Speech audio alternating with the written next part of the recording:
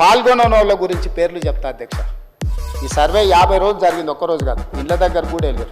కల్వకుంట్ల చంద్రశేఖరరావు గారు ఎమ్మెల్యే గజ్వేల్, కల్వకుంట్ల తారక రామారావు గారు ఎమ్మెల్యే సిరిసిల్ల, తన్నీరు హరీష్ రావు గారు ఎమ్మెల్యే సిద్దిపేట, పద్మారావు గారు ఎమ్మెల్యే సికింద్రాబాద్, పల్లా రాజేశ్వరరెడ్డి, పోచంపల్లి శ్రీనివాస్ రెడ్డి ఎమ్మెల్సీ, శ్రీమతి డికే అరుణ మహబూబ్ నగర్ ఎంపీ.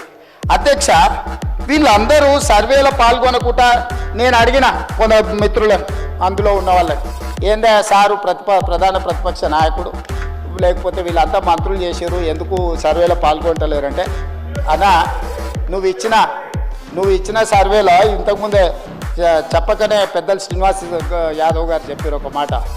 5వ పేజీలో ఏముంది అధ్యక్ష, మీ భూమి వివరాలు చెప్పండి అని అడిగినాం అధ్యక్ష.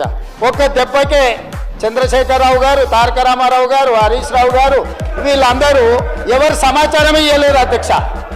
ఇప్పుడు మేము ఏం అడిగినాం అధ్యక్ష, ఇక్కడున్న ఎమ్మెల్యేలు మంత్రులు అందరూ వివరాలు ఇస్తే భూముల వివరాలు అడగంగానే సర్వేలో పాల్గొన్నారా అధ్యక్ష?